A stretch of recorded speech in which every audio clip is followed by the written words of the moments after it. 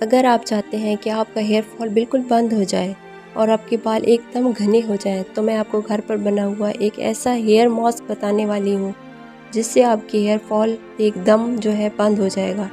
इस hair mask के लिए आपको चाहिए हिबिस्कस पाउडर। हिबिस्कस पाउडर बालों की जड़ों को स्ट्रॉन्ग बनाता है। और आपको चाहिए मेथी दाना यानी कि मेथी का पाउडर जो बालों को ग्रोथ करने में मदद देता है। आपको एक कप में ये पाउडर डालना है और इसमें थोड़ा थोड़ा पानी ऐड करके इसको थिक पेस्ट बना लेना है। दैट्स इट, आपका हेयर मास्क रेडी है।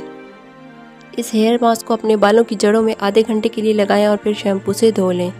अगर आप महीने में 2 बार हेयर मास्क लगाएंगे तो आपके हेयर फॉल का प्रॉब्लम काफ़ी हद तक ख़त्म हो जाएगा। ऐसी और होममेड रेमेडीज़ के लिए please follow my verified account.